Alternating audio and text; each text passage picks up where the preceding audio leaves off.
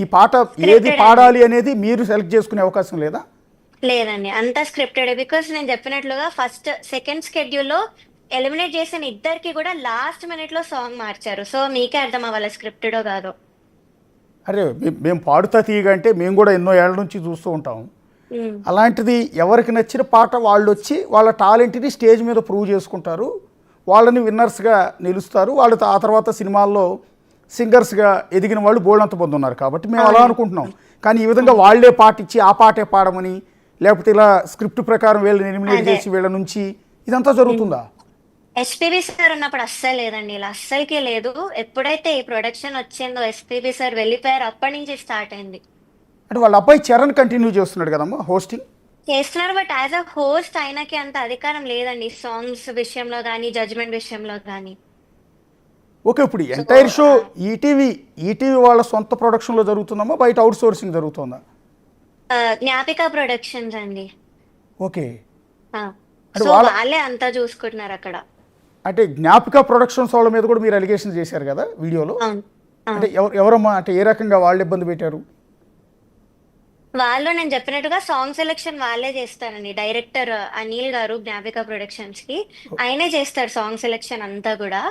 So ఆయన కూడా same ఇద్దరు ముగ్గురు కంటెస్టెంట్స్ ని స్పెషల్ గా చూసుకోవడం, మళ్ళీ వాళ్ళ గ్రూప్ లో మెసేజ్ చేస్తే వాళ్ళకే రిప్లై ఇవ్వడం, ఇంకా వాళ్ళు అడిగిన పాటలు వాళ్ళకి ఇచ్చేయడం. నాకు సారేగామె ఒక్కటే నేను అడిగింది ఇచ్చారండి. And నేను ఎలా పర్ఫామ్ చేశాను అందరు చూస్తారు, ఆడియన్స్ కూడా. అది నేను చాలా చాలా బాగా పర్ఫామ్ చేశాను, నేను అడిగిన సాంగ్ కాబట్టి. సో అలాగా కొంతమంది ముందు నుంచి కూడా వాళ్ళు అడిగిన సాంగ్స్ ఇవ్వడము, ఇంకా బాగా వాళ్ళు చిన్నప్పటి నుంచి పాడిన సాంగ్సే మళ్ళీ ఇచ్చి ఇక్కడ పాడించడం అలా చేశారు. సెకండ్ థింగ్, ఇలా నా డ్రెస్సుల విషయంలో చాలా ఇబ్బంది పెట్టారండి. అంటే అసలు మంచి అవుట్ఫిట్స్ ఇవ్వలేదు నాకు ఇప్పటి వరకు కూడా. ఒకటే ఒక ఎపిసోడ్ ఇచ్చారు మంచిగా, అది కూడా కింద కట్టుకొని కిందకి వేసుకోవాలి, పొట్టి పొట్టి కుట్టేసి ఇచ్చేవాళ్ళు నాకు. సో కిందకి వేసుకోవాలి, ఎక్స్పోజింగ్ చేయాలన్న వేలో మాట్లాడారు. అండ్ ఇందాక చెప్పినట్లుగా బాడీ షేమింగ్. సో ఇవన్నీ జరిగాయండి ప్రొడక్షన్ వైజ్.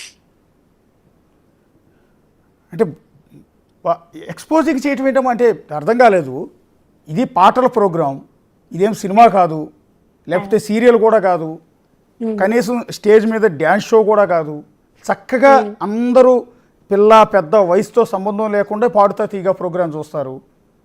అలాంటి ప్రోగ్రాంలో మిమ్మల్ని ఎక్స్పోజింగ్ చేయమంటాం ఏంటి? అది విచిత్రంగా ఉంది. అదే అండి, ఇంకా డాన్సులు చేయమని లేకపోతే ఏదో ఒక్కసారి ఒక. ఒకసారి ప్రవస్తి గారు, ఒకసారి మీ ఫ్రేమ్ ఒకసారి రొటేట్ చేయరా? క్రాస్ అయింది ఫ్రేము. అవును. ఆటో రొటేషన్ ఒకసారి తీసేసి ఫ్రేమ్ మామూలుగా పెడితే.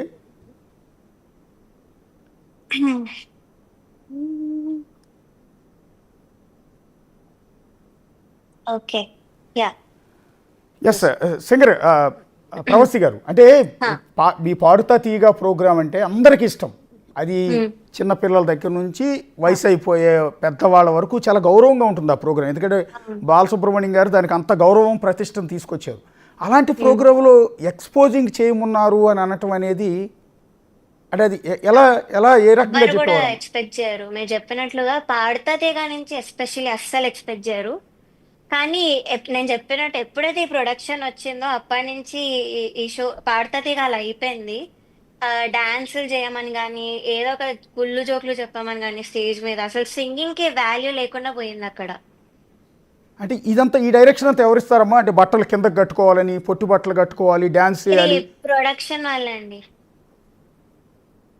అంటే ఎవరు? డాన్స్ చేయమని మాత్రం అనిల్ సార్ డైరెక్ట్ గా చెప్పారు. అనిల్ సార్ ఇంకా వాళ్ళ వైఫ్ ఇలా జోక్స్ చెప్పండి, డాన్సులు చేయండి అని. ఓకే. సో ఇదంతా కూడా ప్రొడక్షన్ ప్రాబ్లం. ఓన్లీ ప్రొడక్షన్ అంటే జ్ఞాపక ప్రొడక్షన్స్ వాళ్ళే? ఇవన్నీ చేసేది. అంటే మీకు ఇచ్చే డ్రెస్సెస్ కూడా అలాంటివే ఇచ్చేవాళ్ళమ్మా? అవునండి, కావాలని పొట్టి పొట్టిగా ఇచ్చి కిందకేసుకో కిందకేసుకో అని చెప్పేవాళ్ళు. అంటే ఇది డైరెక్ట్గా జ్ఞాపక ప్రొడక్షన్స్, మీరు ఇందాక అనిల్ సంథింగ్ ఎవరో చెప్పారు, అన్నయ్యను హ, వాళ్ళేనా? అనిల్ సార్ వాళ్ళ కింద అసిస్టెంట్స్ ఎవరైతుంటారు వాళ్ళే చెప్పారు, కానీ డాన్సులు చేయమని మాత్రం అనిల్ సరే చెప్పారు. ఓకే, ఇది మీరు ఎప్పుడైనా అబ్జెక్ట్ చేశారా, ఇట్లా నేను పొట్టి బట్టలు కట్టుకోవటం కానీ ఇలాంటివి నేను చేయను అని? చెప్పానండి, చాలాసార్లు చెప్పాను. అంటే లేదు, చెయ్యాలి చెయ్యాలి అని కావాలని అలానే ఇచ్చి నాతో పాడిచ్చేవాళ్ళు. చాలా అన్కంఫర్టబుల్ ఫీల్ అయ్యేదాన్ని పాడేటప్పుడు కూడా. ఎస్పెషల్లీ లాలు దర్వాజా లస్కర్ ఒక పాట వస్తుంది నెక్స్ట్ వీక్ లో. సో దానిలో మాత్రం చాలా టార్చర్ పెట్టారు నన్ను. ఒక 20 టైమ్స్ కిందకి పైకి చాలా సార్లు తిప్పారు. నాకు ఓపిక లేకుండా చేశారు లాస్ట్ కి. కానీ అయినా కూడా పాడాను. ఆ డ్రెస్ గురించి ఇంకా నేను పట్టించుకోలేదు పాడేటప్పుడు. అంటే ఇప్పుడు ఆ పాడుతా తీగ స్టేజ్ మీద పాడే మిగిలిన సింగర్లను కూడా ఇదే రకంగా ఎక్స్పోజింగ్ చేయమని చెప్పడం కానీ ఇలా అన్కంఫర్టబుల్ డ్రెస్సెస్ ఇచ్చి వేసుకోమంటాం. అక్కడ చాలా మంది ఇబ్బంది పడుతున్నారండి. కానీ బయటికి చెప్పడం మాత్రం అసలు ఎవరికి ధైర్యం చేయరు. బికాజ్ ఆ షోలో ఉన్నారు కాబట్టి ఇప్పుడు. ఇంకోటి బాడీ షేవింగ్ గురించి చెప్పారమ్మా మీరు. అంటే మిమ్మల్ని బాడీ షేవింగ్ చేయాల్సినంత అవసరం ఏంది? అదిగో మీ ఫోటోలు చూస్తున్నాం స్టేజ్ మీద మీరు పాడినప్పుడు చక్కగా బంగారు తల్లిలా ఉన్నారు. చూస్తుంటే ఎంత గౌరవంగా ఎంత చక్కగా ఉందంటే ఆ ఫ్రేమ్ కూడా చూడగానే ఒక రెస్పెక్టబుల్ ఇది ఉంది. మీరు వేసుకున్న డ్రెస్ కానీ మీ ముఖం చూస్తున్నా కూడా చక్క కొందరు బొమ్మలా ఉన్నారు. అంటే మిమ్మల్ని బాడీ షేమింగ్ ఎందుకు చేశారు? అంటే యాక్చువల్లీ ముందు ఈ ప్రొడక్షన్ వాళ్ళు ఒక రెఫరెన్స్ పిక్చర్ పెడతారండి డిజైనర్ కి. సో దానిలో ఒకలాగా రియల్ లో ఒకలా ఉంటుంది డ్రెస్. వాళ్ళు సేమ్ కుట్టరు. సో ఎందుకు అలా కుట్టలేదు అంటే వీళ్ళు అలా అన్నారు. ఆ పర్సనాలిటీకి ఇంకేం ఇస్తాము, ఇంకెలా చేస్తాము, ఇంకెంత మంచిగా ఇవ్వగలం మేము అని అన్న వేలో నాతో అన్నారు. అంటే ఆ పర్సనాలిటీకి అంటే నా బాడీని వాళ్ళు అలా అంటున్నారు అనమాట. అంటే ఇలాంటి బాడీ ఉన్నప్పుడు మేము ఇంకా ఎంత మంచిగా డ్రెస్ ఇవ్వగలము అన్న వేలో నాతో మాట్లాడారు. అంటే అన్న వెదవుకి అక్క చెల్లెళ్ళు అమ్మ హ్మ్. ఆ, ఎవరు ఉండరా? అంటే ఒక అదే ఆడపిల్లని ఒక చిన్న పిల్లని ఉద్దేశించి ఉమ్, అదే అంటే ఇలా పదే పదే రిపీట్ అయ్యేదా ప్రవస్తి? ఆ, చాలా ఎపిసోడ్స్ ఇలానే రిపీట్ అయిందండి. అంటే ఈ బాడీ షేమింగ్ అనేది కేవలం మిమ్మల్ని ఒక్కరినేనా మిగిలిన ఆడపిల్లలను కూడా అంతేనా? నన్ను ఒక్కదాన్నే అండి అక్కడ. అంటే ఎందుకు అనుకుంటున్నారు ఇదంతా? ఇప్పుడు మీరు మూడు నాలుగు చోట్ల నుంచి అభ్యంతరాలు చెప్తూ ఉన్నారు. ఒకటి ఉమ్. ప్రొడక్షన్స్ అనిల్ అని చెప్తూ ఉన్నారు, అనన్యనా ఇంకొకళ్ళు అనిల్ సార్ ఇంకా వాళ్ళ వైఫ్ ప్రమీల గారు. ప్రమీల. ఓకే, వాళ్ళిద్దరి నుంచి ఒక ఇబ్బంది. ఒకటి ఎక్స్పోజ్ చేయమంటాం కావచ్చు, లేకపోతే డ్యాన్స్లు వేయమంటాం కావచ్చు, ఇదంతా. రెండోది కీరవాణి గారు హట్టింగ్ చేసే విధంగా మాట్లాడటం. మూడు సునీత గారు అసలు మిమ్మల్ని యాక్సెప్ట్ చేయకపోవటం. అవును. అంటే ఎందుకు అవునండి. ఎందుకు మిమ్మల్ని ఒక్కళ్ళు మాత్రమే టార్గెట్ చేశారు అనుకుంటున్నారు? అంటే తెలియదండి. మేబీ నేను అన్ని రియాలిటీ షోస్ లో పాడి వచ్చానని ఒక దీంతోనో, లేకపోతే కొంతమంది ఉంటారండి ఛానల్స్. లైక్ ఒక ఛానల్ లో విన్ అయ్యి ఇంకో ఛానల్ కి వస్తే కావాలని వాళ్ళని కింద చూపించాలని డిసైడ్ అవుతారు ముందు నుంచి కూడా. సో ఇక్కడ ఏమైనా అలా డిసైడ్ అయ్యారు, లేకపోతే వేరే కొంతమంది కంటెస్టెంట్స్ మీద, ఐ మీన్ వాళ్ళకి నా మీద ఉన్న జెలసీతో వాళ్ళు ఏమైనా చేశారో తెలియదండి. ఓకే, మరి నెక్స్ట్ చంద్రబోస్ గారి నుంచి ఎలాంటి ఇబ్బంది ఉండేదమ్మా? చంద్రబోస్ గారు నేను చెప్పినట్లుగా ఫస్ట్ 2 ఎపిసోడ్స్ చాలా మంచి కామెంట్ ఇచ్చారండి. నా టాలెంట్ గురించి కానీ, చిన్నప్పటి నుంచి నేను ఎలా పాడుకుంటూ ఎలా హార్డ్ వర్క్ చేస్తూ వచ్చానని అని చెప్పారు. కానీ అంతరామమయం ఎప్పుడైతే అయిందో ఇంకా అప్పటి నుంచి కూడా అందరూ నెగటివ్ కామెంట్స్ ఇస్తూ వచ్చారు. అండ్ చంద్రబోస్ సార్ నేను లిరికల్ గా నేను చెప్పినట్లుగా ఎప్పుడు కూడా మిస్టేక్స్ చేయలేదు. ఏ పాట కూడా లిరికల్ గా నేను ఎప్పుడూ చేయలేదు. సో ఇంకా ఆ లిరికల్ వేలో చెప్పలేకపోయేసరికి ఇలాగా ఆయన కూడా సింగింగ్ వేలో లేనిపోనివన్నీ చెప్పి ఆదృత లేదు, లేకపోతే ఈ లైన్స్ ఇంకా బాగా పాడొచ్చు అని చెప్పేవాళ్ళు. Which is not applicable. Because male songs నేను ఇంకా ఫీమేల్ వాయిస్ నుంచి అంత ఇంపాక్ట్ ఇవ్వాలంటే ఎవరికి కూడా అవ్వదు. It's not possible. And lyrical గా వేరే వాళ్ళు లిరిక్స్ వదిలేసినప్పుడు కానీ, చేతి మీద రాసుకొని వచ్చినప్పుడు కానీ ఆయన ఒక్క కామెంట్ కూడా చెప్పలేదు. కానీ పక్కకు వచ్చి చెప్పేవాళ్ళు. అదేంటో నాకు అర్థం కాలేదు. జడ్జెస్ అన్నాక కామెంట్స్ లో చెప్పాలి కదా, పక్కకు వచ్చి చెప్పడం అంటే నాకు అసలు అర్థం కాలేదు. అంటే ఏంటి అంటే ఈ వివక్ష అంతా కేవలం ప్రవస్తి మీద మాత్రమే ఎందుకు జరుగుతోంది అని అంటే మీ పర్సెప్షన్లో ఎందుకని అనుకుంటూ ఉన్నారు? అంటే మీకు బలమైన కారణాలు అక్కడ లోతుగా మీకు తెలిసి ఉండొచ్చు. ఉమ్. అంటే ఇదే వాళ్ళ ఫేవరెట్ కంటెస్టెంట్స్ ఎవరైతే ఉన్నారో వాళ్ళకి నేను అస్సలు నచ్చనండి. ముందు చాలా రియాలిటీ షోస్ లో కూడా వాళ్ళని టార్చర్ పెట్టారు. సో వాళ్ళు ఏమైనా ఏడ్పులు ఏడ్చి ఇలాగా జెలసీతో ఏమైనా చేశారేమో నాకు అనిపిస్తుంది. ఇప్పుడు రీసెంట్గా మీరు ఎలిమినేట్ అయ్యి వచ్చారు కదా పాడుతా తీగ ఆ, నుంచి. అవును. అంటే మీరు ఎలిమినేట్ అయిన ఆ షో ఇంకా టెలికాస్ట్ కాలేదనుకుంటా. అవ్వలేదు. ఇంకా ఒక 4 వీక్స్ పట్టొచ్చు ఆ ఎపిసోడ్ రావడానికి. ఓకే, ఈ లోపే మీరు మీ బాధ అంతా చెప్పుకునే ప్రయత్నం చేశారా? అంటే అవునండి. మీకు బికాస్ అంతా టార్చర్ అయిపోయి ఇంకా నాకు కూడా చాలా విసుగు వచ్చేసింది. సో ఇంకా నేను ఎలా అయినా నేను చెప్పకపోతే ఇంకెవ్వరు చెప్పరు, ఎవరికంత ధైర్యం రావట్లేదని ఇంకా నేను డిసైడ్ అయ్యి నేనే బయట పెట్టేశాను అంతా. ఇప్పుడు మీరు చేసింది ఒక సంచలనం అమ్మ. మీరు చేసేదానికి ప్రతి ఒక్కరి నుంచి సపోర్ట్ ఉంటుంది, మీడియా నుంచి సపోర్ట్ ఉంటుంది, ఎంటైర్ మీకు పర్టికులర్గా కొంతమంది ఫ్యాన్ బేస్ ఉంటుంది. ఉమ్, ఆ ఫ్యాన్ బేస్ ఆ, నుంచి మీకు మద్దతు ఉంటుంది. పాడుతా తీగ చూసే వ్యూయర్స్ ఉంటారే, వాళ్ళందరి నుంచి మీకు మద్దతు ఉంటుంది. అయితే ఫస్ట్ ఆఫ్ ఆల్ ఉమ్, మీరు మీ అమ్మా నాన్న ఇద్దరికి కూడా చెప్పుంటారు కదా ఇదంతా, నాన్న నన్ను ఇట్లా ప్రాబ్లం అవుతుందని, అమ్మా నాకు ఆ, ఇలా ఇబ్బంది అవుతుందని చెప్పినప్పుడు ఆ. మీ పేరెంట్స్ నుంచి ఎలాంటి సపోర్ట్ వచ్చింది ప్రవస్తి? మా మదర్ వచ్చేవాళ్ళండి ప్రతి రిహార్సల్ కి షూట్ కి కూడా మదర్ వచ్చారు, అంతా చూసారు. బట్ అదే క్విట్ అయిపోదామని చాలా సార్లు నేను అనుకున్నానండి. మొన్న కూడా షూట్ లో ఎలిమినేట్ చేసే ముందే నేను అసలు వెళ్ళొద్దు అనుకున్నాను షూట్ కి. కానీ ఇలాగ కాంట్రాక్ట్ సైన్ చేశాను, సో నాకు ఆప్షన్ కూడా లేదు. మదర్ కూడా చాలా చాలా ఫీల్ అయ్యి నేను చెప్పినట్టు లాస్ట్ ఇంకా ఎలిమినేట్ అయ్యాక నన్ను తీసుకెళ్ళిపోదాం, ట్రాఫీ కూడా ఏం వద్దు అన్న ఉద్దేశంతో స్టేజ్ మీదకి వచ్చారు. వచ్చేసరికి వీళ్ళు ఇలాగ అనేసరికి ఇంకా చాలా చాలా బాధ కోపం కూడా వచ్చింది. సో అదొక రీజన్ నేను అంతా బయట పెట్టడానికి కూడా, మదర్ని ఇలా అన్నారని. ఓకే, మరి ఇప్పుడు ఆ, మీ కాంట్రాక్ట్ సైన్ చేసినప్పుడు ఉమ్, మొత్తం బాండ్ రాయించుకుంటారు కదా మీతో. బేసిక్గా అవును. ఈ ప్రోగ్రామ్ ఎంటైర్ టెలికాస్ట్ అయ్యే వరకు దీని గురించి ఎలాంటి విషయాలు బయటికి రివీల్ చేయకూడదని కానీ, దీని గురించి మాట్లాడకూడదని కానీ. వేరే టీవీ షోస్ లో కూడా పాడొద్దని అది కూడా ఉంటుంది. ఓకే, మరి ఉమ్, ఇప్పుడు మీరు ఇవాళ ఓపెన్గా వీడియో పెట్టారు కదా, పెట్టిన తర్వాత ఆ ఆ. ప్రొడక్షన్ టీం నుంచి కానీ, ఈటీవీ వాళ్ళ నుంచి కానీ ఏమైనా కాల్స్ వచ్చినాయేమో? లేదండి, రాలేదు.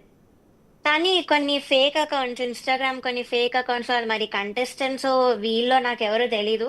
కానీ ఇలా నన్ను తిట్టడము, చాలా హేట్ కామెంట్స్ పెట్టడం, ఇంకా నాకు తెలిసిన వాళ్ళకి ఇలా చంపేస్తాము నరికేస్తాము అని పెడుతున్నారు చాలా మంది. సో అది ఎవరో మనకు తెలీదు. ఇలాంటివి వస్తున్నాయి కానీ కాల్స్ అయితే ఏం రాలేదండి. యా, మీ వీడియో కింద కామెంట్స్ చేసిన అని మిమ్మల్ని చంపేస్తానో లేకపోతే వల్గర్ కామెంట్స్ పెట్టిన వెధవలు ఉమ్, ఎవరైతే ఉంటారో అవన్నీ ఉమ్, కూడా స్క్రీన్ షాట్ తీసి ఒకసారి స్క్రీన్ మీద ఇప్పుడే ప్లే చేస్తాం, ఎందుకంటే మిగిలిన జనం అంతా కూడా చూడాలి కదా. ఉమ్, ఇప్పుడు మీరు మీ బాధను చెప్పుకునే ప్రయత్నం చేశారు, అతిపెద్ద ఒక ఉమ్, ఇష్యూని ఎక్స్పోజ్ చేసే ప్రయత్నం చేశారు. ఎంతోమంది ఆడపిల్లల జీవితాలతో ముడిపడిన అంశం ఇది. మీలాగా ఉమ్, ఎంతోమంది ఉమ్, పాటలు పాడాలి, లైఫ్లో ఏదో ప్రూవ్ చేసుకోవాలి, ఏదో సాధించాలి, ఉమ్, ఆదరణ పొందాలి, అభిమానం పొందాలి అని చాలామంది వస్తుంటారు. ఇప్పుడు మీరు చెప్పిన మాటలన్నీ వింటే ఇక పైన ఎవరో ఆడపిల్లలు డేర్ చేసి ఉమ్, ఈ ఏది పాడుతా తీగ లాంటి ప్రోగ్రామ్స్కి వచ్చే అవకాశం ఉమ్. ఉండదు. పైగా తల్లిదండ్రులు కూడా వాళ్ళని పంపించే అవకాశం ఉండదు. మరి ఇప్పుడు ఇంత మీరు అదే. ఓపెన్ అయిపోయారు అంటే ఉమ్, ఓపెన్గా చెప్పేస్తున్నారు. మరి ఉమ్. రేపొద్దున మిమ్మల్ని వేరే షోకి మళ్ళీ పిలవకుండా వీళ్ళందరూ కంట్రోల్ చేయొచ్చేమో కదా. ఇప్పుడు కీరవాణి చాలా బలమైన వ్యక్తి, ఆఫ్ కోర్స్ సునీత చాలా పక్కా బలమైన వ్యక్తి, చేస్తారండి. అన్ని టీవీ ఛానల్స్ అన్నిటితో వాళ్ళకి మంచి మంచి పరిచయాలు ఉంటాయి. చంద్రబోస్ చాలా అవును, బలమైన వ్యక్తి. మీరు వాళ్ళ అవును, మీద ఆరోపణ చేశారు కాబట్టి మిమ్మల్ని రేపు నుంచి సినిమాల్లో అవకాశాలు లేకుండా, అవును. టీవీ షోల్లో పార్టిసిపేట్ చేయనివ్వకుండా చేస్తారన్న భయం ఉందా? ఉందండి. కానీ ఇంకా నేను చెప్పినట్లుగా నేను డిసైడ్ అయ్యాను. ఇంకా వద్దు, ఈ ఫీల్డ్ కి మనం దూరంగా ఉందామన్న ఒక డెసిజన్కి వచ్చాక నేను అంతా బయట పెట్టాను. బికాస్ నాకు తెలుసు వాళ్ళకి అంత పవర్ ఉంది, నన్ను ఇంకెప్పుడు మ్యూజిక్ లోకి రానివ్వకుండా వాళ్ళు చెయ్యొచ్చు. అండ్ ఆపర్చునిటీస్ కూడా వచ్చేవి కూడా చాలా పోయాయి, ఇలాంటి కొన్ని కంటెస్టెంట్స్ వల్ల కానీ కొంతమంది సింగర్స్ వల్ల కానీ. సో ఎలాగో పోయాయి, ఇంకా నాకు రావు. ఇంకా డెసిజన్కి వచ్చాకే నేను అంతా బయట పెట్టాను. సో నాకు తెలుసు. అంటే మీరు ఇప్పుడు పాడుతా తీయగా సూపర్ సింగర్ ఇంకా వేటిలో పార్టిసిపేట్ చేశారమ్మా? సరేగమప సరిగమపలో చేశానండి. ఫస్ట్ రియాలిటీ షో అదే నాది 2011లో. ఓకే, దాని తర్వాత తమిళ్లో కూడా 2-3 షోస్ లో పార్టిసిపేట్ చేశాను, చిత్రమ్మ జడ్జ్ గా ఉన్నప్పుడు. ఓకే, ఇంకా మలయాళంలో కూడా పాడానండి, హిందీలో కూడా పాడాను. ఓకే. అక్కడెక్కడా కూడా ఇలాంటి ప్రాబ్లం ఫేస్ చేయలేదా? లేదండి, అక్కడ కూడా నేను ఎలిమినేట్ అయిన రోజులు ఉన్నాయి. కానీ ఎప్పుడు కూడా జడ్జెస్ కానీ నన్ను క్రిటిసైజ్ చేసి, నన్ను డిస్రెస్పెక్ట్ చేసి, ప్రొడక్షన్ వాళ్ళు నన్ను ఇలా మాట్లాడి ఎక్కడా కూడా అవ్వలేదు. ఇది ఫస్ట్ టైం. అంటే కీరవాణి గారి గురించి ఇంతకుముందు బహుశా సింగర్ చిన్మయి అనుకుంటా, ఆమె కూడా కొన్ని ఓకే. ఆరోపణలు చేసినట్టున్నారు. ఇంకో ఒకళ్ళ నుంచి కొన్ని, ఎందుకంటే చాలా పెద్ద వ్యక్తి, అందులో రాజమౌళి బంధువు కావటం, చాలా సీనియర్ మ్యూజిక్ అవును, డైరెక్టర్ కావడంతో మీలాగా డేర్ చేసి ఆయన మీద ఎవరు కూడా ఆరోపణలు చేయరు. ఆయన బిహేవియర్ని ఎవరు కూడా ఇంతవరకు ఎక్స్పోజ్ చేయలే. అవును, ఫస్ట్ టైం మీరు అంటే మీలాంటి ఒక చిన్నపిల్లలు ఇప్పుడిప్పుడే ఎదుగుతున్నారు, ఉమ్, ఎంకరేజ్ చేసి బాలసుబ్రహ్మణ్యం గారు చూడండి, సరిగా పాడకపోయినా సరే ఎంత చక్కగా చెప్పేవారు సింగర్స్ అందరికీ. అవును. కానీ అలాంటిది కీరవాణి గారి దగ్గర మీకు ఏమీ కనిపించలేదా? లేదండి, అస్సలు. ఎలా అంటే పక్కన సునీత గారు ఏదంటే అది నేను ఏకీభవిస్తున్నాను, చంద్రబోస్ గారు ఏదంటే నేను ఏకీభవిస్తున్నాను అన్న వేలో చాలాసార్లు మాట్లాడారు. అండ్ తప్పులు ఉన్నా కూడా పట్టించుకోకుండా స్కోర్స్, నేను చెప్పినట్లు ఆయన కంపోజిషన్ అయితే, మెలడీ సాంగ్ అయితే స్కోర్స్ హై ఇచ్చేసేవాళ్ళు. 50 మార్క్స్ ఉండింది ఆయనకి, అంటే 50కి ఆయన స్కోర్ చేయాలి. సో 50కి 50 వేసేయడము, 48 వేసేయడం ఇలా చేశారు. సో అదొక జడ్జిగా ఎవ్వరు కూడా అలా చెయ్యొద్దు నా ఉద్దేశంలో. జడ్జ్ అంటే జస్టిస్ చేయాలి.